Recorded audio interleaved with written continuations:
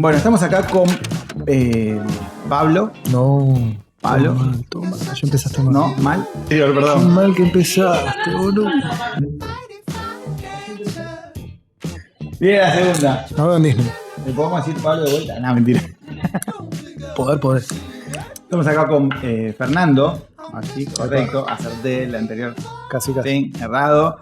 Que bueno, nos va a contar un poquito lo que hace. El formato del programa es básicamente tratar de contar un poquito cómo cada uno llega desde el lugar donde flashea cuando es un niño, cuando está creciendo y va tratando de trabajar de algo que le gusta, y hay un universo súper tradicional que dice, no, del arte o de las cosas creativas, por ahí no es tan fácil trabajar, y empiezas a que ves abogados, contadores, y hay una estructura súper armada, y uno dice, no, para, de las cosas creativas del arte yo puedo trabajar.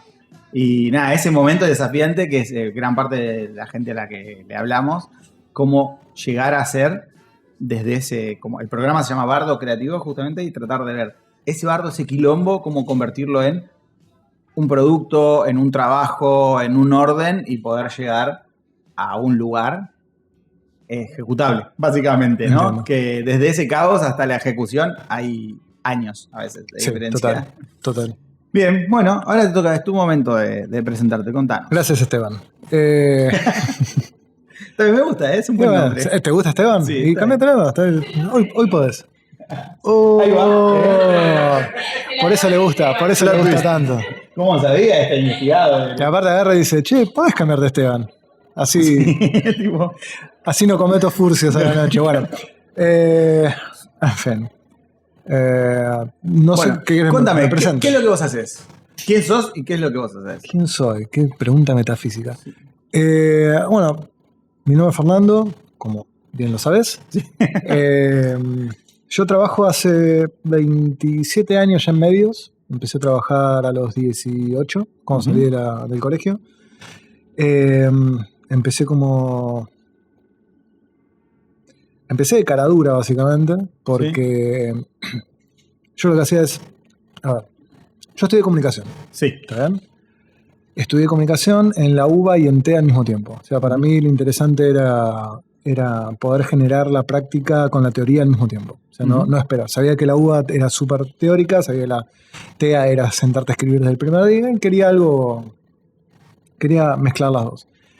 Y por cuestiones de la vida, terminé empezando la UBA y tuve que posponer TEA un año. Me había organizado los horarios para estudiar en UBA lunes, martes, jueves y viernes de 7 de la mañana a 11 de la mañana, y podía ir a TEA lunes, miércoles y viernes de 4 de la tarde a 8 de la noche, que era el horario básicamente. Y por cuestiones de que mi familia me pudo ayudar en ese momento y todo eso, terminé haciendo solamente UBA al CBC y con mucho tiempo libre en casa. Entonces siempre me gustó escribir, y en un momento a los 18 dije, bueno, ok, si quiero vivir de esto, en algún momento tengo que empezar. Tengo que sentar el culo y empezar. Yo escuchaba el programa de Mario desde que tenía 12, 13 años. O sea, yo había escuchado Malas Compañías. Llegué al coletazo final de Malas Compañías, pero lo escuché. Y escuché todo cuál es desde que empezó. Y estaba fue muy fuerte. En ese sentido. Es muy motivador, digamos. Muy motivador, sí, porque era algo muy diferente, tenía un estilo de comunicación muy específico, a mí me cabía muchísimo, etcétera. Estaba todo el día en el colegio con los auriculares, con el Walkman y todo. Y empecé a escribir guiones porque estaba aburrido en casa. Me puse a escribir guiones en un radioteatro que hacían mucho, escribí guiones, cosas para Caiga en Caiga, y yo iba todos los miércoles a la mañana a la puerta de la radio a la salida del programa y se los daba a Eduardo de la Puente y le decía, toma, esto es para que lo leas. Y un día escribí El Osito Mimosito, que no sé si sabes lo que es eso. No lo escuché. Ok, bueno, El Osito Mimosito era una guarrada atómica, era un cuento para chicos, pero el personaje era un osito de un bosque de fantasía, un osito que hablaba y no sé qué, y era cocainómano, drogadicto, putaniero, todo. Público rock and pop, digamos. Muy rock and pop, completamente rock and pop. Y un día ya había tenido toda una temporada ese, y un día escribí un guión porque me había cantado, Y se lo mandé y lo escuché a los 2 días, lo escuché al aire. Dije, acá gustó. Acá hay algo. Acá hay encontré algo. un camino. Escribí otro, se lo llevé el miércoles siguiente, el jueves estaba al aire. Se escribió otro y así. Y así estuve 20 capítulos, 25 capítulos. En los cuales empecé una relación con ellos. Porque obviamente yo Sí, era... ya sabías a quién dárselo, sabías que les gustaba. Eduardo me decía sobrino, yo le decía tío. O sea, Sí, era... sí. Obviamente con todas las limitaciones, ¿no? Pero era, o sea, no sabían mi nombre, me decían sobrino, básicamente. Sí, y yo decía tío Eduardo, me caga de risa. Y todo. Y al año siguiente, que fue el Mundial 98, se fueron Gatman y Nacho Bono, se fueron al Mundial y necesitaron un asistente de producción durante un mes que cubriera la falencia de Nacho. O sea, Nacho se iba, el asistente de producción pasaba a ser productor, necesitaba un asistente de producción que atendiera teléfonos, que pasara los mensajes. Sí, bueno, es una parte logística que hay que hacer funcionar. Y me dijeron, y me propusieron a ver si tenía ganas. Un mes sin paga, o sea, un mes. Y yo estaba en ese momento, me acuerdo, ese mismo día en el que me llaman y me preguntan si me interesaba, me habían llamado de una librería de Buenos Aires muy conocida, que yo había dejado currículum y necesitaba trabajar, obviamente, y me dijeron que había un puesto y que podía empezar. Sí, vive tu propia aventura. De repente siguiente. era como 2 caminos que hago. Agarré a mis viejos y le digo, no sé qué hacer. Por un lado, voy a tener un trabajo, voy a tener mi plata, voy a tener una cosa. Por otro lado, es un mes en la radio. Es el sueño y el trabajo. Es el sueño un mes. Sí. O sea, es un mes. Sí, bueno, pero... Después podía terminar, pero es un mes. Y mi viejo me dijeron, sí, anda, hacelo. Bueno, ¿cuántas oportunidades? Gran punto que dijeron fueron, vamos. Seguramente lo hubiera hecho de cualquier forma. Sí. Pero, bueno, pero la validación fue muy buena. Y nada, y empecé, y fue un mes, me quedé 5 meses, porque Mario me pidió que me quede. A fin de ese mismo año, el 98, por una cuestión logística, digamos, me quedé fuera del equipo. Pero al año siguiente, automáticamente me llaman de 4 cabezas para hacer un programa de televisión. Trip. Sí. En el 99, y estuve un año trabajando en Trip al mismo tiempo que yo estaba estudiando en TEA y haciendo la UBA al mismo tiempo. O sea, estaba haciendo... Y estabas produciendo una cantidad de conexiones neurológicas increíbles en ese momento. Estabas el cerebro al 110. Yo en el 2000, que fue cuando me gradué de TEA, no, 2001 me gradué de TEA, o 2000, no me acuerdo yo. No hice tanta conexión neurológica, evidentemente. En el 2000 me acuerdo que me gradué de TEA, es el mismo año en que estaba en el cuarto año de la UBA y volvía de Rosario de una grabación. Entonces me dejaron el 9 de julio y el bajo, y me tomé el subte para ir a la facultad para llegar a tiempo. Volvimos a Rosario, caímos 6 de la tarde y yo empezaba la facultad a las 7. Claro. Le digo a mi jefe, me bajo acá. Yo me bajo acá, me voy a la facultad. O sea, ya perdí 2 días de haber... me voy a la facultad. Sí. Aparte de compromiso con el estudio también, si uno lo tiene, hay que mantenerlo. Aparte, en total, o sea, también quería carrera, no es solamente divertirse. Y me acuerdo que me siento semiología 2. Primera clase de semiología 2. Me siento, viene el profesor llega 1 hora tarde, para empezar. Empieza la clase a las 9 de la noche. Yo tenía la... Señor, yo vengo corriendo para llegar a su clase. Claro, o sea, onda, respeto.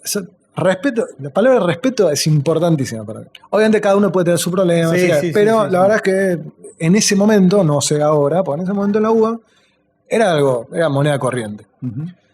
Y el tipo viene y dice, bueno, ¿qué tal? Esta es la clase de semiología 2, escribe la palabra casa en el pizarrón, dibuja una casa al lado y dice, significado, significante.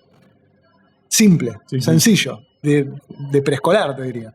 Y te dicen, mirá la palabra casa, mirá la casa, no entendía. No. Acá no hay plasticola. No. Me levanté y me fui y no volví a pisar la UBA en ese momento.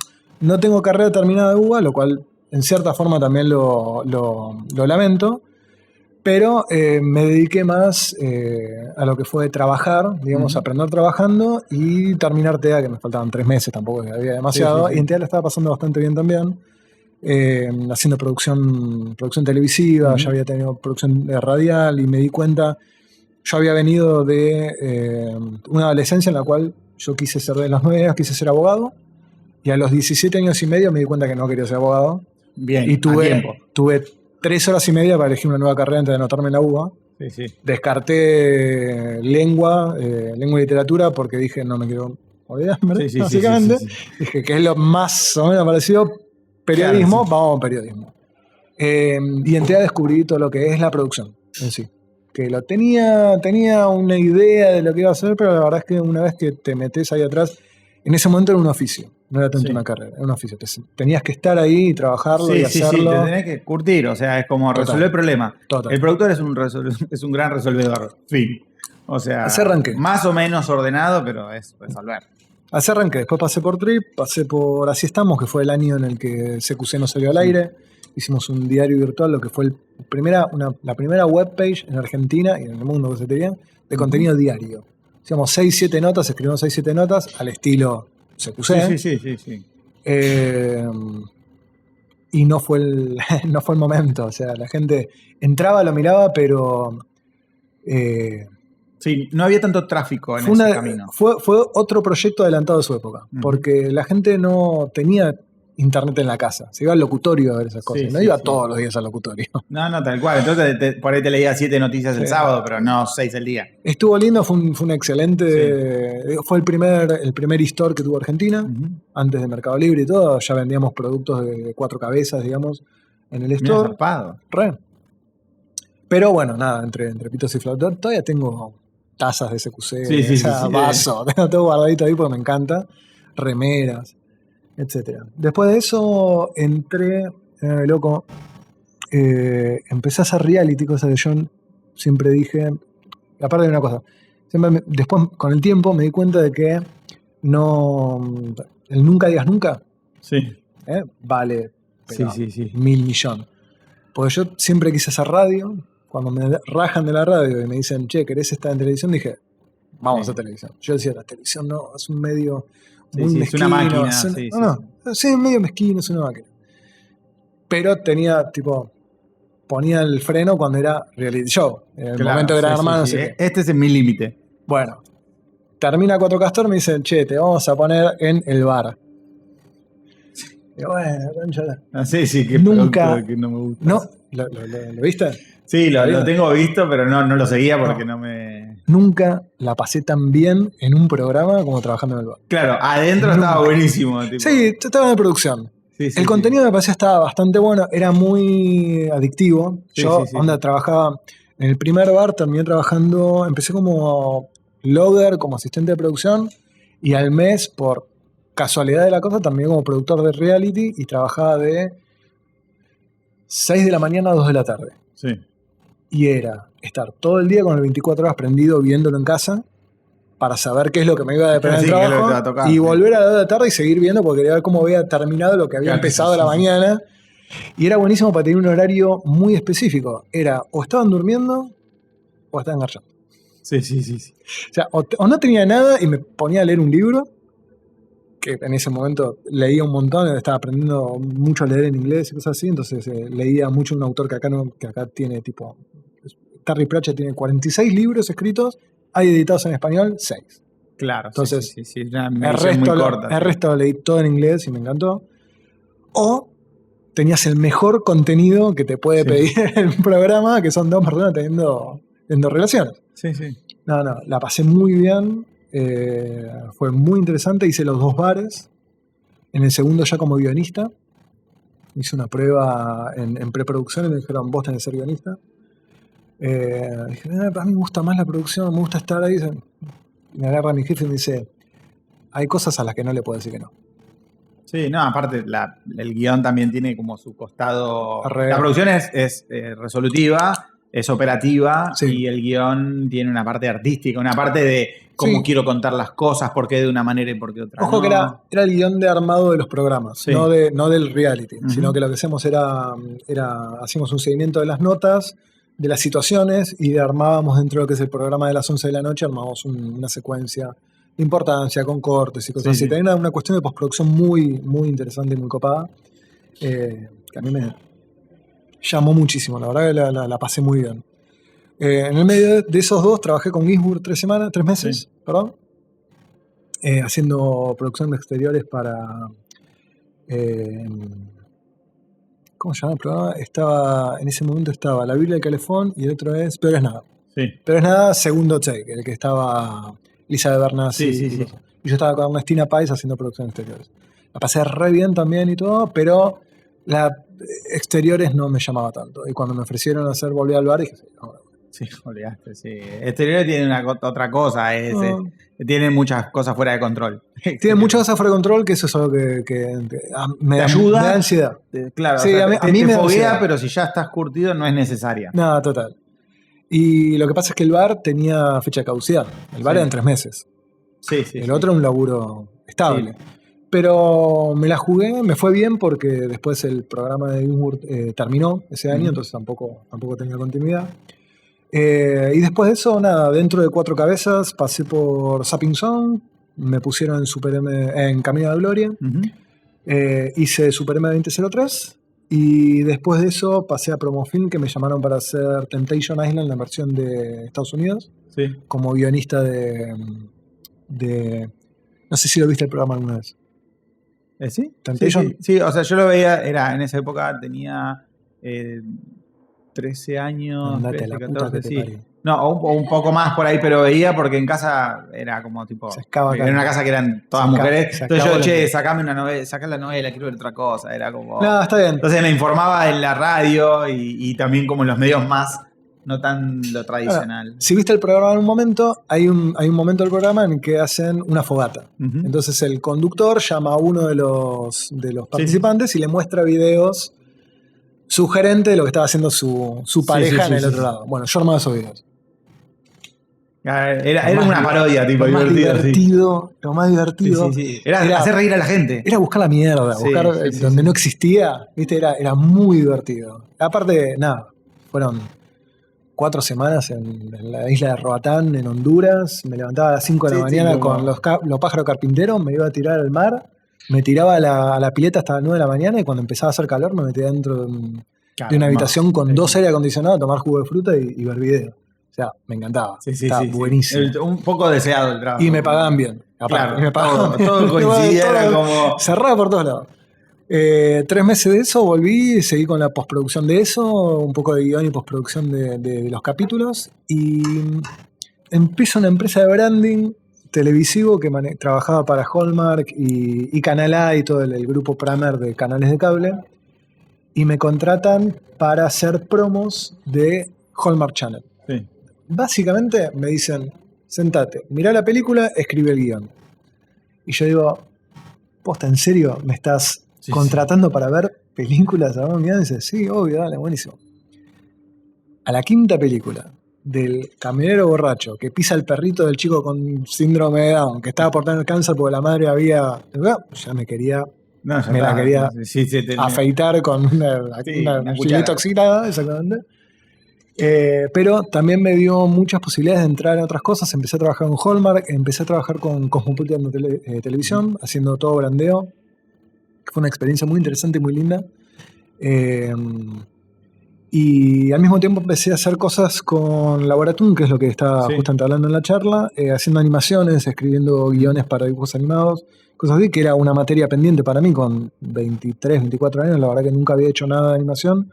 Había escrito un guión, una adaptación para hacer en stop motion de un libro de Italo Calvino que a mí me ha gustado mucho, pero siempre quedó ahí, nunca lo moví. Sí, como que... y en base a un par de experiencias que tenemos con ellos, ganamos lo que es el brandeo de Discovery Kids para toda Latinoamérica. Y ahí se crea Doki. Doki es una invención de Gustavo Kalevich, que es el director de Laboratum, y me llama a mí como productor / guionista para generar todo lo que es la comunicación del canal, todo lo que...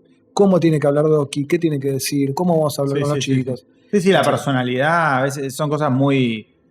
por ahí muy profundas que la gente no las ve, o sea, las ve muy superficiales, pero hay que un análisis, un ida y vuelta con la creación que es interminable. Cuando lo ves es obvio. Sí. Pero encontrarlo no es fácil. Pero el camino para llegar a eso son 250.000 decisiones específicas que tenés que tomar. Y trabajamos con psicopedagogos, ¿no? Obviamente no es una cuestión de hacíamos lo que se nos cantaba. Sí. Pero decía, ok, ¿cómo hacemos esto? ¿Cuál es la mejor forma? Okay. Entonces todo los bumpers, viste, de la continuación y todo, eran formas caladas en el video, y cada vez que teníamos que vender un video, el siguiente programa era tipo la forma que se colocaba, ¿viste? Muy de infantil. Sí. Y había bumpers que era en la mañana, entonces tenía el sol, cuando era la noche tenía más a la tarde. Era, la verdad, súper interesante a nivel pedagógico y de comunicación, que nunca se me había ocurrido, algo completamente diferente de lo que venía haciendo en Cuatro Cabezas. No, obvio, sí, pero también a veces te da como el marco para poder darte cuenta que no, la narrativa no va siempre en un solo lugar, No, y que el método de la creación no es solo lo que el cliente te pide. Que te das cuenta que, ahora estoy haciendo infantiles. La metodología más o menos la misma, es encontrar un target, encontrar un público, encontrar un mensaje. Total. Y después estás creando una vida cuando estás creando información. Total. Entonces, no es poca cosa. Un ser humano tiene un montón de aspectos visibles y un montón que no. Cuando creas algo, una personalidad, un programa, un capítulo, lo que sea, estás haciendo lo mismo. Total. Y tenés que cuidar todos los aspectos, lo que huele, lo que piensa, lo que dice, lo que deja de pensar. La historia, por qué actúa de cierta forma, de dónde viene esa decisión, etcétera, etcétera. Es bastante, parece más sencillo, pero no lo es. No. En mi caso es muy visceral también. Es muy de lo siento adentro. Si no lo siento, no me sale. Sí, pero hay un método igual. Acá hay una de las preguntas que es tipo, para ese tipo de trabajos, ¿cuáles son? Porque pasa, o sea, ¿por qué también me interesa contarlo, no? Obvio.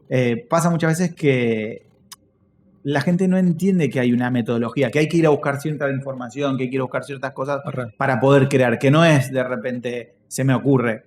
No, vos vas, investigás, ves capítulos, ves series, lees, preguntás, interactuás. Y tenés un background también de cosas que te interesaron, y, o sea, yo leo desde que tenías 6, 7 años, o sea, leo de antes, ¿no? O sea, aprendí a leer en la edad correcta. Claro, sí. Pero digamos que leo desde que tengo 6, 7 años libros, hasta te diría, mira, a los 9 agarré Ray Bradbury, Crónicas Marcianas, fue el primer libro serio que leí, digamos, a los 9 años, que lo encontré en la biblioteca de mi vieja. Y no paré, ya no son... Sí, o sea, es como, creo que también muchas veces para crear la gente, hoy hay muchos métodos más de incorporar historia, ¿no? Sí. O sea, hoy hay audio, video, en la mano, o sea, todo el mundo lo tiene en la mano eso. Después podemos hablar de eso si queremos. Sí, bueno, yo también leo un montón, y creo que es una de las pocas maneras que tengo como tanta libertad mental para hacerlo, ¿no? Está menos delimitado lo que sucede. Totalmente. ¿Te imaginás? O sea, vos te podés imaginar un personaje rojo y yo verde y está en el mismo libro. Bajo lo mismo, y nadie lo explicó, entonces el color es tuyo. Sí, total. Entonces te triggerea, te abre muchas cosas. Siempre trato de leer los libros antes de ver la película del libro. Sí. Y si no te la quema un poco, ¿viste? Como que ya te imaginás la escena como se vio y no es tan así por ahí. En tu caso hubiese sido mucho mejor. Sí. Mira, lo hicieron. Sí, tal cual. Y bueno, es un poquito para cuáles son tipo como para escribir. Creo que de lo que más me estoy quedando de vos es la parte de la escritura. Yo había visto un montón de cosas de medios y todo, obviamente investigué un poquito qué es lo que vos hacías, pero el tema de escribir guiones y todo eso, o sea, es súper interesante. A mí me gusta, yo escribo guiones también para producciones más artísticas, por ahí más cortas, o por ahí publicidades, anuncios, bla, lo que sea. Depende, es laburo, ¿no? Depende para qué.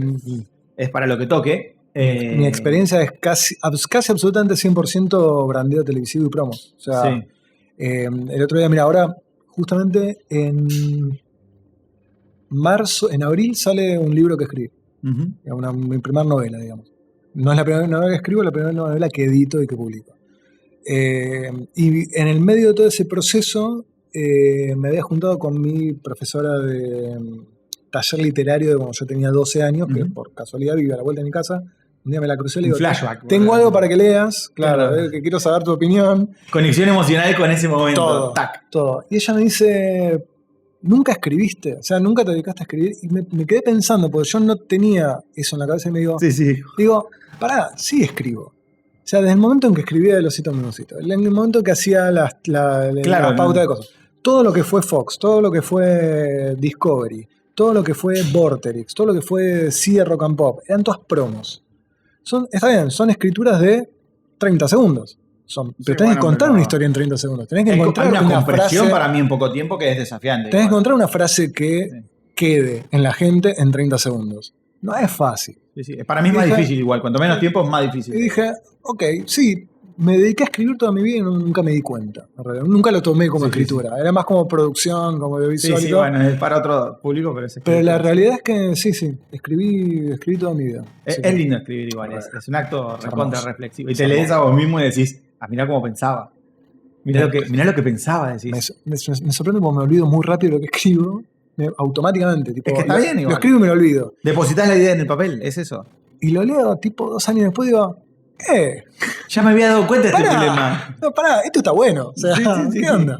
No todo, obviamente, hay cosas que decís, hay cosas que decís. No, es que porque menos va que crecí. Son mensajes para uno mismo a veces. ¿Viste? Total. Yo ya me había dado cuenta que esto era un quilombazo y ya me lo dije. Total, y ya total. Tipo, escribí la profecía. Pero total. no me daba cuenta, boludo. Y ahora lo leo y digo, ya hace 2 años podría haberlo resuelto. No, y promos de Vortex que por ahí tengo colgadas en mis redes sociales. Y las vuelvo a escuchar y digo, boludo, está bueno este video. O sea, decía cosas copadas. O digo cosas copadas, o no sé, lo que sea, llamarlo como sea. Pero decía, lo escuché y decía, le puse cabeza, hay algo interesante acá. Sí, hay una búsqueda, hay un método, hay un análisis. Sí. En mi caso es un poco más visceral, como te decía antes. No hay mucha búsqueda, es mucho de lo que sale de la primera. Sí.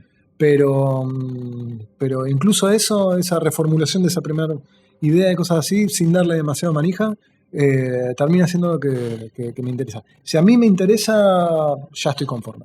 No es una cuestión de... O sea, muchas veces dicen, ¿y cómo haces para escribir o para producir para cosas? Yo hago lo que yo quiero ver, escribo lo que yo quiero leer, produzco lo que yo quiero ver. Dicen, escribir el libro que te gustaría leer. Exactamente. Entonces, va por ese lado. Es un punto también. Igual el deseo y el gusto también a veces es medio complicado, porque uno a veces desea cosas que son re magnánimas. ¿Viste? A mí me pasa que a veces escribo y digo, che, quiero esto, y la verdad no estoy encontrando este megapoder que estoy buscando de lectura. Y bueno, me estoy comparando con el último libro que estoy leyendo y claro. Este es un mega autor, ¿entendés? Tipo, pero también te hace comparar, así, bueno, ¿qué me falta? Te das cuenta que te falta también. Total. O sea, no es algo de dolor personal, es algo de desafío. Me falta y lo quiero. No, y esa búsqueda es muy importante. Sí. Y leer diario es... leer o escuchar. Yo escucho muchos audiolibros últimamente. Viajo en transporte público, en tren y subte, entonces a veces ni con el Kindle puedo leer porque estás así, tipo, es un sarcófago con ruedas y nada, estás ahí y decís, bueno, me escucho una historia o una serie. Ahora estoy escuchando series. ¿Qué te escuchas? Hace poquito escuché una que sacó Spotify que se la recomendé a ella, Caso 73. Sí, chilena. Sí, la producción que le mandaron. Ganaron premios. Yo me contacté con la gente de Canal 13 de Chile, que son los que lo producen. Y hablé justamente de podcast hace 4 o 5 años en un festival de podcast. Me entrevistaron cuando era director de Vortex. Y la verdad tienen muy buen trabajo de audio, que es difícil encontrar en los podcasts. El Foley, tienen Foley propio. O sea, te das cuenta que no es Foley de stock. No. Que no es tipo, está resampleado. No. Es Foley de actores. O sea, es real. Sí. Y si lo escuchás con unos buenos auriculares, es tipo, yo a veces llegaba al subte y tengo unos auris copados y de repente bajo el subte y digo, wow, este es el mundo, qué mundo, digo. Y que la historia salió antes del COVID y es de algo parecido, eso no lo puedo entender. No, la verdad está muy bien producida y tiene... A mí me gusta cuando... Yo no soy muy amigo de los podcasts, disculpen, gente de podcast y cosas así. No soy muy amigo de los podcasts porque, a ver, si son entrevistas, a mí me gusta la entrevista en vivo, pero por una cuestión de que tenés algo... fresco. Sí, y de interacción con la gente. Muchas veces el podcast no te permite preguntar al usuario, etc. Lo cual no quiere decir que no escuche cosas, pero a veces me parecen como demasiado básicas desde el punto de vista de son 2 personas que prenden cámara, ponen música de fondo y... Sí, hablan. Esto, básicamente. Igual para mí me gustan las opiniones polémicas, me gustan a mí un poco. Es una cuestión de que yo prefiero el vivo. Sí. Pero yo tengo... Sí, es personal. Y yo viví con el vivo. O sea, yo... No había registros de cosas así cuando yo era pendejo. Entonces, para mí la norma es el vivo y siempre va a ser superior. No quiere decir que sea mejor. Para mí tiene un gusto diferente. De la misma forma en que las playlists de las plataformas y cosas así, le falta la curaduría humana que te da la radio. Sí, la radio vos podés escuchar y decir, boludo, esto nunca lo escuché y esto está buenísimo. Y que dijo lo que no tenía que decir. Total, a full. Porque el otro está muy curado, está, che, si el publisher dijo esto, Claro, el otro, exactamente. es como no, el vivo, se me escapó, loco, publisher, disculpame. Soy Exacto. yo, pero me estás contratando a mí, así que está todo bien. Pero hay podcasts que están casi tratados de una manera como si fuera un radioteatro. Sí. Y eso me parece súper interesante. Y me parece que es un arte perdido en la radio que tranquilamente está Sí, retomando re. el podcast y lo están haciendo muy bien. Sí, algunos. sí, hay muy buenas producciones. Hay muy buenas O sea, producciones. yo escuché unas cuantas producciones así medio... o algunas por ahí un poquito más indies, otras un poquito más... Te das cuenta cuando hay cosas de Obvio. producción y cuando no lo hay, pero Obvio. cuando la historia te interesa igual y la producción se escucha fea, decís, che, igual pará, boludo. O sea, esto le faltó guita nada más, pero cabeza no le faltó. Bueno, nosotros con Vortex yo me dejé 14 podcasts. 14 títulos de podcast. Uno de ellos era Los Cuentos de Mario, Sí. que contaba cuentos, o sea, narraba cuentos, Ujú. leía cuentos, que fue nada, dentro de los top 5 de Argentina en su momento, todo eso. Y después teníamos uno que en un momento había hecho un acuerdo con la gente de Editorial Malpaso, que tenía muchos libros de rock y biografías y cosas así, y nos pusimos a hacer un podcast del libro de Metallica. Sí. Entonces lo teníamos a Andy Jiménez, Dani Jiménez, perdón, Andy, no. Dani Jiménez narrando capítulos. No era secuencial ni nada, yo hacía una selección porque había muchas cosas Sí, que eran... sí. Entonces, cuando eran capítulos más narrativos de la vida, los producíamos. Y mi idea siempre fue tipo darle un background de audio como si fuera un radioteatro. Sí. Cuando si decía, pues, y esto pasó en serio, onda, decía, salimos del boliche a las 2 de la mañana, salimos de tocar a las 2 de la mañana, un bar en media muerte en medio de Arizona, y Lars se puso a mear al lado de la entrada. Entonces era, Sí, pensar qué es lo que debería escuchar. poneme audio de una persona meando contra una pared. Sí. Y hay micrófono y te pones a mear. Total, sí, es si hay que hacerlo, lo hacemos. Pero total, lo va a ver. Me parece más interesante eso que solamente tener a alguien que te esté leyendo el libro. Sí, y sí. Entiendo que a veces igual hay gente que le gusta leer. O sea, hay lectores que solo le gusta leer. Y que. O sea, pero leer como para que ser escuchados. Digamos, Perdón. Y también hay gente que quiere hacer radioteatro. Claro. ¿no? Entonces, bueno, a mí me gusta poner la voz y no quiero estar en una producción tipo súper cosmética. Viste que también está como la parte de la lectura más hippie, más tipo lee y que sea lo que se siente y qué sé yo. Sí, es verdad. Y después está la otra parte que es la película de audio. Eso me parece súper interesante. O yo con Caso 63 dije, yo no puedo creer que algo esté curado así. Y que se escuche bien en varios auriculares, que te puedan transmitir. O sea, el Foley está hecho por zonas. Es como, digo, hey, la espacialidad está. En un tren puedo tener espacialidad. Claro. Y eso fue como, bueno, acá hay un... Escuchen Caso 63, está muy bueno, no tiene nada que ver que auspicie de este podcast. Sí. No importa, ellos nos pagan después. Claro. Tipo, nada que ver con Spotify. Se lo mandamos, le decimos. Sí, tipo, ese es el clip, escuchate Spotify. Bien. Bueno, a ver, pará, porque por la charla fuimos recorriendo las preguntas. Yo más o menos... Claro, está perfecto. Estamos recorriendo. Me gusta que sea un poco más free flow. ¿Viste? Como más real. Te resumo. Después de Discovery y Hallmark fue Fox. Tuve 2 años y medio haciendo cosas en todos los canales de Fox.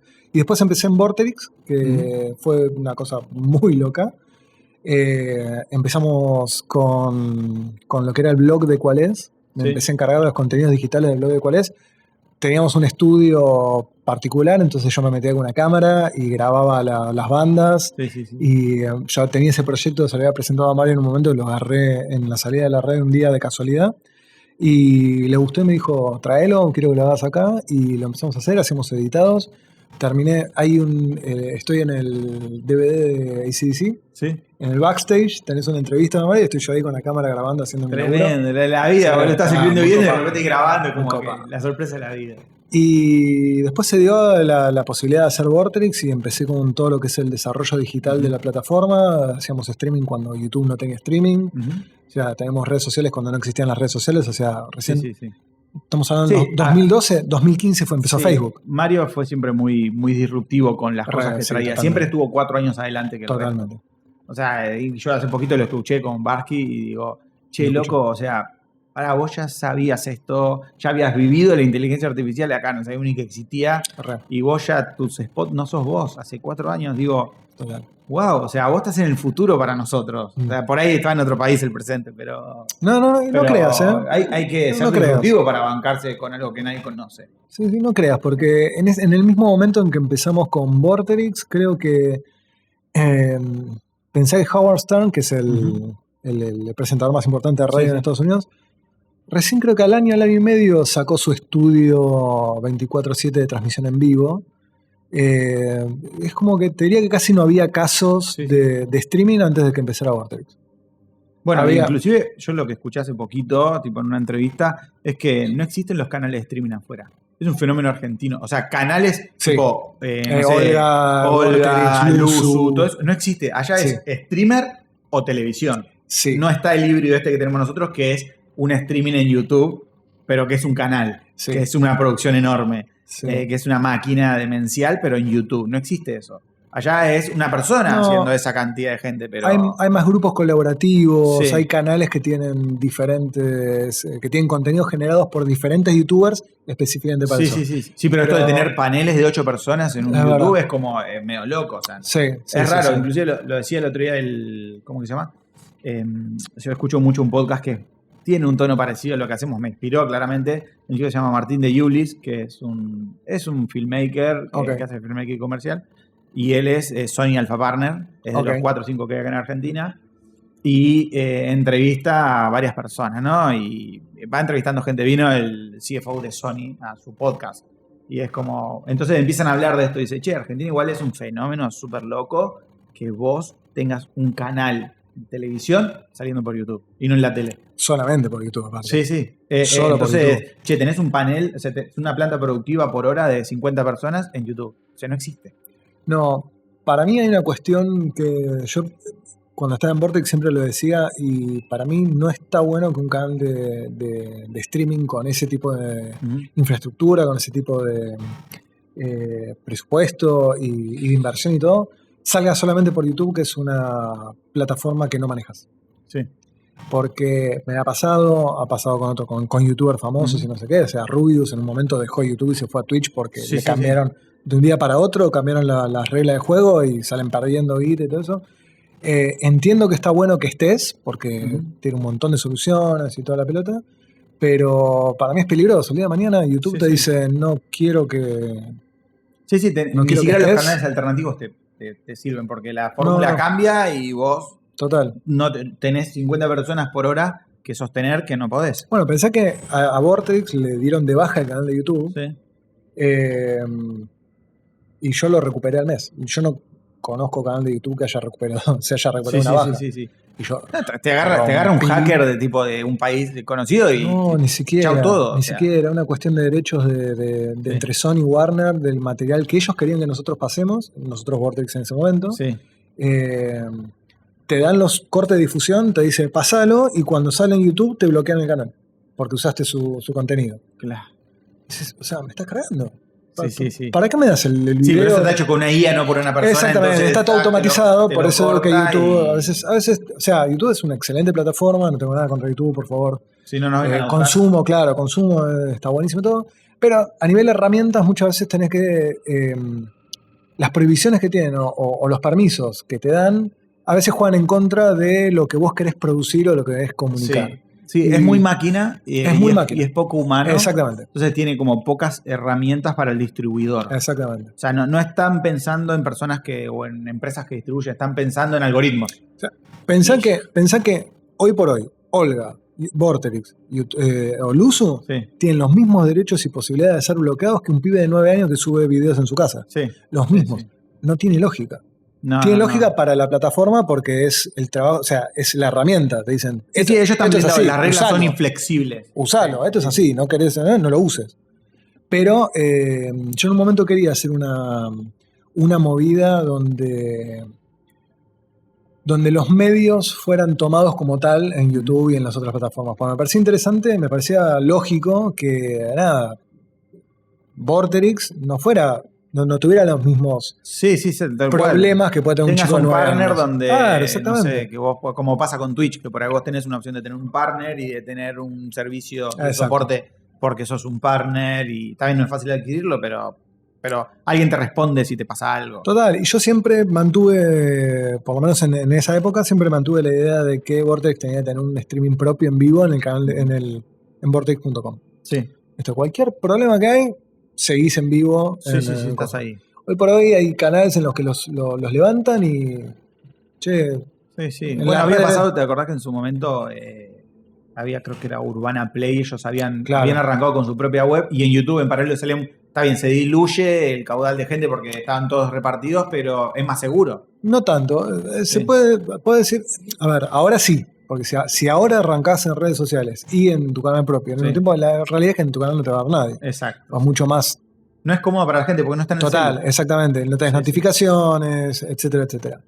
Pero en su momento lo que hacíamos era sumar visualizaciones, porque la gente estaba acostumbrada en ese momento en el que todavía no existía YouTube como canal en sí de Vortex y todo, y nos veían, no sé, calculale 12.000, 13.000 personas en el canal en vortex.com, Sí. y de repente empezó a poco, 700, 800, 900 por día en YouTube, pero no bajaban las métricas de... Claro, sí, eran nuevos usuarios. Eran nuevos usuarios. Eran usuarios de otra plataforma que estaban ahí y lo elegían. Hoy por hoy esa lógica se pierde porque si arrancás de una, el .com está muerto, Sí. cualquier .com está muerto. Sí.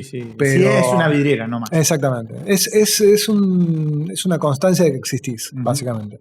Sí, pero ahí depende solo de vos, digamos. Pero ahí, exactamente. En YouTube dependés de las reglas de la plataforma que Exacto. podrían elegir que no seas más nada. Es muy loco, pero bueno, también es así. Sí, pasó como con está. Meta también. Meta tiene una regla parecida. O sea, anda un juicio internacional por unos derechos de un país a otro. Tipo, suerte. Total. O sea, nos recontrarrevimos. O sea, Total, sí. nadie te va a responder. No existe te responden. No, y te bloquean primero y después ven qué onda. Sí. Pero vos ya perdiste tu... Bueno, en los medios publicitarios suele tener digamos, cuentas publicitarias bajo muchos dominios, porque si vos perdés una cuenta publicitaria por tener respaldo, porque estás acostumbrado a poder perder una cuenta publicitaria. Entonces, publicito desde varias cuentas.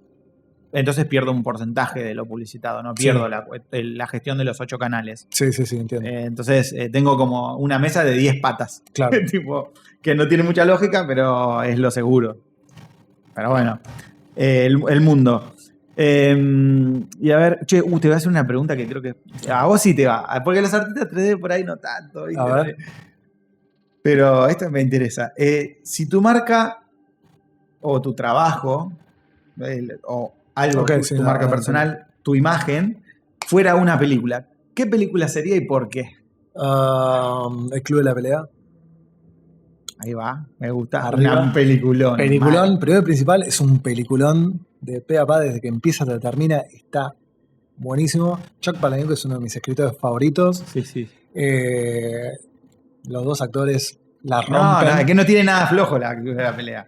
Brad Pitt no es una cara bonita en esa película y es un capo como labura. Y tiene una cuestión, es muy rock and roll, es absurda, es seria. Tiene una problemática social atrás muy, muy interesante. Exactamente, tiene problemática social, pero al mismo tiempo se caga en eso. Sí. Yo creo que iría por ese lado. Si tuviera que igual yo creo en lo disruptivo, ¿entendés? Como que creo que tiene una problemática social y juega al absurdo. Y esa es como el juego. Hay mucha gente que usa este recurso literario de generar la contradicción para atraer. Sí. Como, me dijiste, qué rico es el mate que te mata. Claro. Y es como, me está diciendo que es rico, pero me está diciendo que mata. Es como, no te entiendo, freno, a ver qué onda, pum, me retiene. Eso es muy interesante, es un peliculón igual. Es muy punk moderno también, también es muy contestatario a las normas establecidas en esa época, ¿no? Ahora quizás es más canon, digamos. Hoy por ahí encontrás muchas más películas. Porque hay más gente peleándose. Claro, hay mucha más pública la pelea ahora. Ahora agarrás a Real y ya encontrás un club de la pelea directamente en Canal 2. Malo, es tipo, hoy la pelea es la bandera. Total. Y tu proceso creativo de escribir, que creo que es el proceso más profundo que vos tenés. ¿Qué música tiene tu proceso creativo hoy? No, siempre es rock. Siempre. No. ¿Tipo de rock? Comercial, no, radio. O sea, yo soy muy de... Lo que suena para las masas me gusta. O sea, Bien. Sí, es una manera de escuchar a la gente también. Total, eso. o sea, fui a todos los recitales que pude haber ido en su momento, sí. ¿no? Con Vortex hicimos transmisión de todos los recitales de Claro, rock es que hubo también acá. te da la oportunidad de decir, che, yo lo admiro a este artista y estoy acá, boludo. Yo hice 3 Foo Fighters, hice Pearl Jam, ¿entendés? Y altas bandas. no en el campo, trabajando para que la gente pueda escuchar eso también. Y me sentía hecho, y la verdad que desde el momento... La gente pagaría por hacerlo, no cobraría por hacerlo. Totalmente. Y más de una de las personas que trabajaban conmigo después en Vortex, siempre al principio fue, che, yo pagaría para hacer esto, bueno, venía a hacerlo y después caen en la cuenta que es un trabajo, no deja de ser un trabajo y tiene su mierda como siempre. Obvio, como todos y los todo, trabajos, y putean, y hay gente que se te va, y etcétera, pero en el momento en que vos lo ves de afuera, decís, qué cosa donde quiero estar, y yo estaba y me gustó. El rock siempre me llevó por ese lado, siempre me atrajo un poco también lo que hablaba del Club de la Pelea, ¿no? La parte contestataria, la parte emotiva, la parte... Sí, un poco la razón del rock. Sí, la violencia que tiene, sin ser violenta, digamos, la energía. Sí, la agresividad por ahí no en canalizada, sentido destructiva, sino, che, es una expresión de mi energía, de mi ansiedad, de mi problema, pero acá, en un lugar más sano. O sea, me quiero quejar, no quiero lastimar, o quiero lastimar, pero...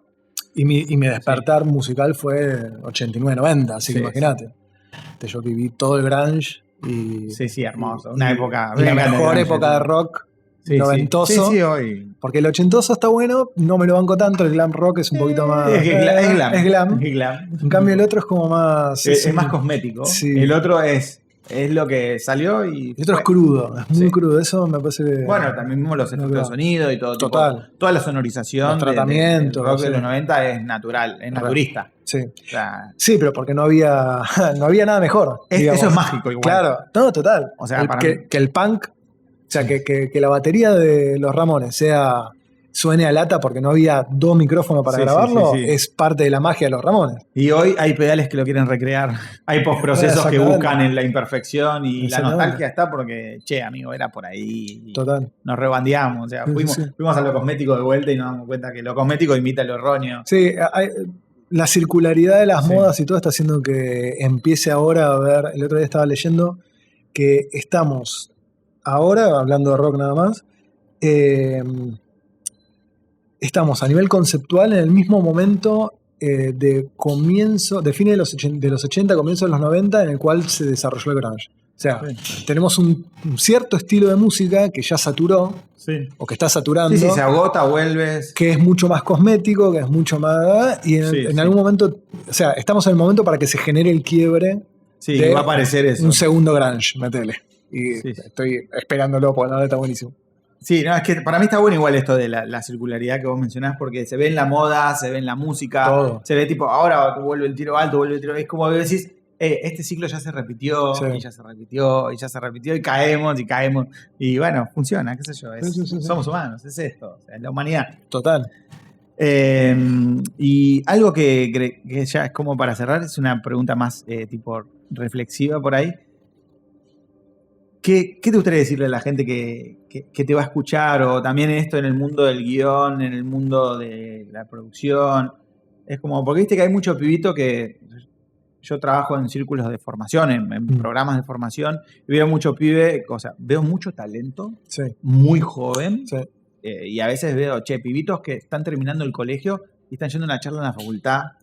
Digo, pará, boludo, vos estás 10 años luz en el futuro, vos tenés 50 años de experiencia, tenés 15, y metele, boludo, no te dejes cagar de que vos no podés, de que vos, o sea, te veo, sos brillante. Total. Y bueno, ¿qué te gustaría decirle a la gente que...? No, eso, básicamente, porque hoy por hoy hay una facilidad y una cuestión de estar cerca de herramientas que hace 10, 20 años no teníamos. Esa es la realidad.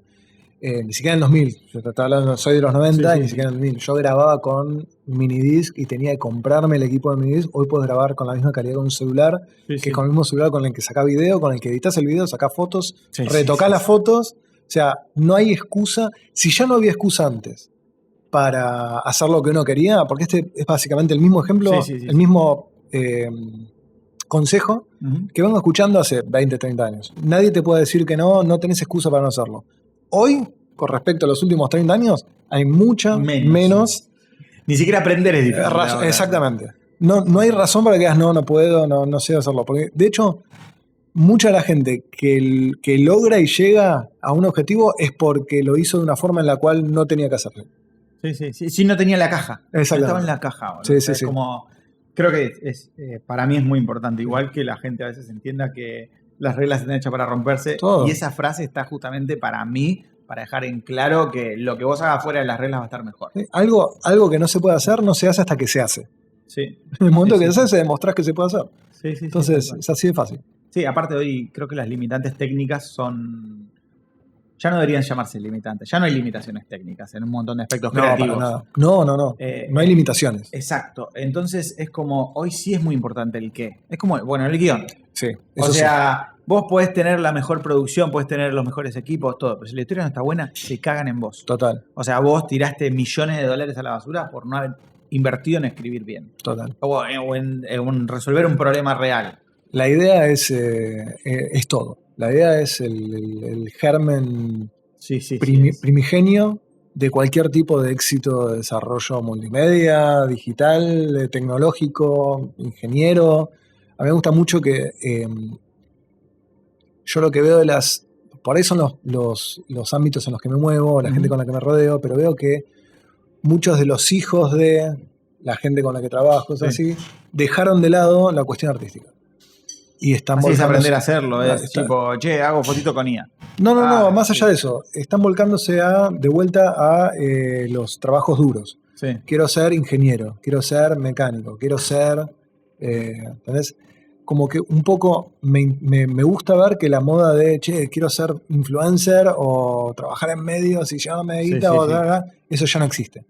No existe por lo menos dentro de novedoso. No es novedoso. Sí. Y lo novedoso hoy por hoy es volver a una cuestión un poco más clásica que es necesaria también. Porque los oficios. No podés tener. No encontrar un técnico correcto en algo. Total. O sea, escasean en todos lados. Cuando son todos influencers, nadie es influencer. Sí. No tenés no tiene validez. Para mí este tipo es como un replot twist, pero como la IA. Cuando el estándar visual sea alto para todos, ¿qué va a ser distinto? Igual la IA, hay una cuestión ahí que para mí ahora, porque no quiero hablar de acá a futuro porque obviamente esto va a crecer y se viene una batalla legal dentro de los gobiernos y todo. Ahora, ayer estaba leyendo que Alemania prohibió automáticamente el uso de música hecha con inteligencia artificial en las plataformas. O sea, vos no podés escuchar música, o sea, es ilegal escuchar música hecha con inteligencia artificial. ¿De quién es el derecho? Es que es... Hizo el 10% de esto, el derecho de una empresa de otro país, de otro planeta. Y si lees las bases y condiciones de las plataformas, todo lo que hagas con una plataforma no es tuyo.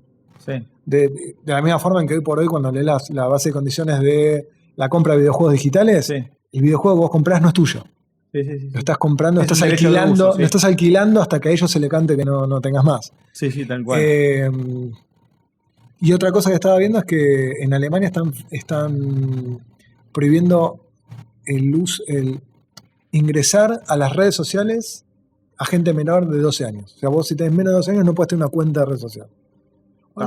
Está perfecto bien, para mí. ¿Sí? Está bien. Bueno, viste que lo escuché en la entrevista de Mario con Barsky, que dice, China es creadora de TikTok, pero sus chicos no ven TikTok. Totalmente. El TikTok que ven en China es completamente diferente. Entonces pasa lo mismo con la inteligencia artificial. O sea, ahí sirve para algunas cosas. Para mí hoy es de manera recreativa. En producción, o sea, en una empresa en la que trabajo, no se puede usar porque ¿de quién es el derecho si vos usaste 100 IAs? Total. Y vos estás trabajando por un cliente encima que es el contrato, ¿quién se pelea con quién? No, ¿sabes qué? Vamos a lo seguro a mano.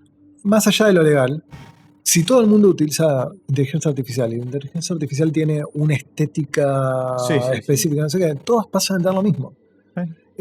Coca-Cola el año pasado creo que sacó el polémico el comercial hecho totalmente con inteligencia artificial, todo el mundo puteó. Hoy por hoy, el mismo comercial que puede tener Coca-Cola lo puede tener Manaos. Un nene. Sí, agarra un nene exactamente. Y o lo hago una publicidad tremenda. Entonces, ¿dónde está ahí el valor agregado? Tenés menor valor de producción, es verdad, es más rápido, es verdad. Pero empieza a ser igual a todo. Pero es todo igual a todo. Entonces, ¿dónde está la diferencia entre una marca que puede, no que gasta, que puede gastar $15.000, Ujú. metele, y un pibe de 9 años que es un video en la casa y tenés el mismo resultado. ¿Para qué te sirve? ¿Para qué Bueno, te sirve tener una y la multimedia? pregunta para mí vuelve al mismo lugar, que es el qué. Total. Es el guión, es Total. la idea. Entonces empieza a ser, bueno, lo genuino va a ser lo distinto. Total. Ahora va a haber que buscar qué es lo genuino. Sí, lo hecho a mano va a volver a valorizarse, ¿Sí? me parece. O sea, Es que esto no escasea quiere cada vez decir más. es porque escasea cada vez más. Y el día de Sí, mañana va a sí. ser. Y hoy por hoy también lo que tiene, mi opinión obviamente personal de la IA, es que es replicadora de. Ujú. Vos con una IA no creás. O sea, creás. Sí, cosas mecánicas. Es pero- un área muy gris el Ujú. creás. Porque también el creás dentro de lo que es a mano o hecho por humanos también es un área gris. Sí. Pero si vos necesitas que la inteligencia artificial sea alimentada con cierto tipo de información Ujú. para sacar algo de la misma característica, quiere decir que nunca vas a tener algo completamente nuevo. No, sí. Si no hay nada que no tenga una base, nunca vas a tener un desarrollo Ujú. superior a eso. Por ahora. Sí. Vamos a ver qué pasa Sí, obvio, en 3 nos puede años. sorprender, pero sabemos que el deseo igual no es reemplazable. O No. sea, entonces el deseo de hacer algo va a seguir estando.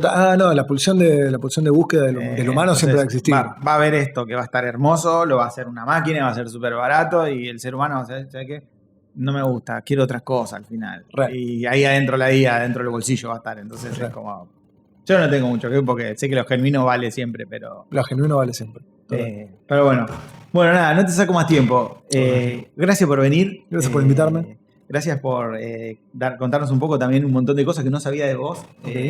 Aprendí tu nombre hoy también. Bien. No, mentira. Finalmente. Mails y mails llamándome Pablo Sí. y decía, no, Fernando.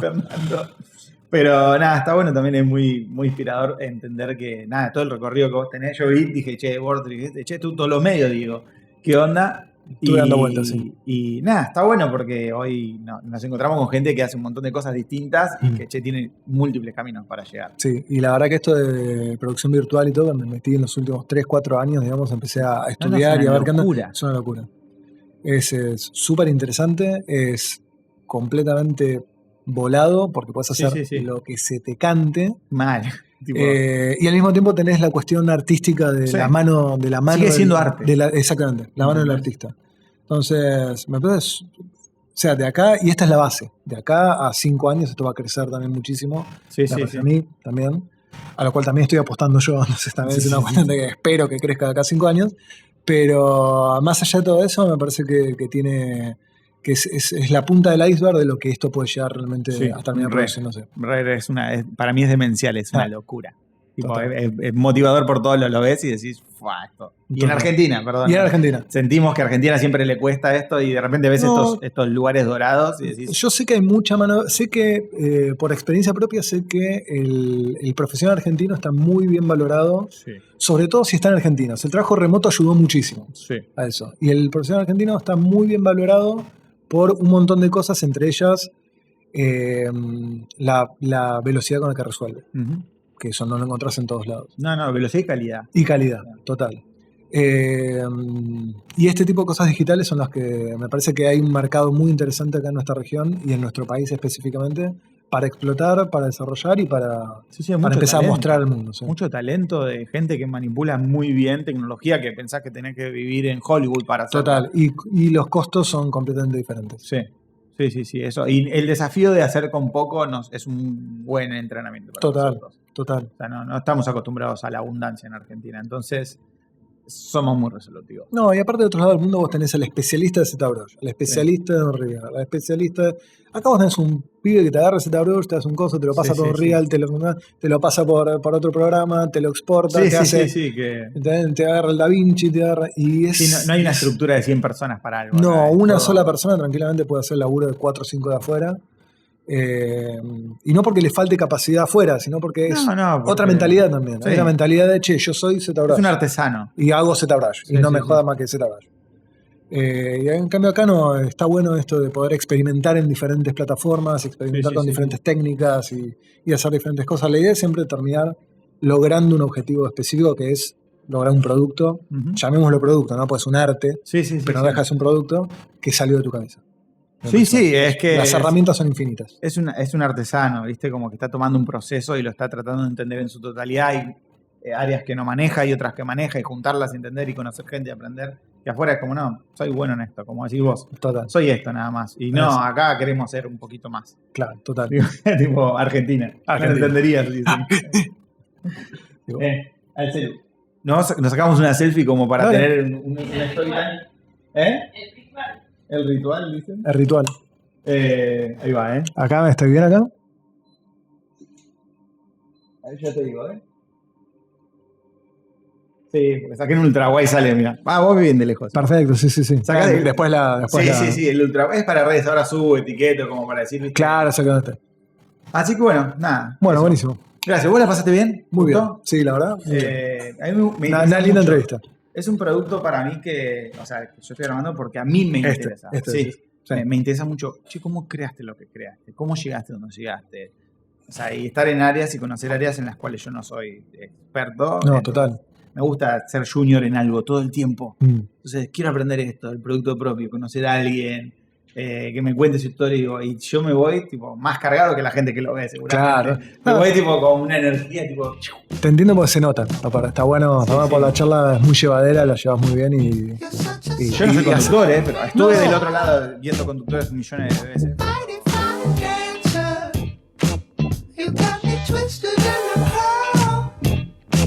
Don't think I've ever seen that girl.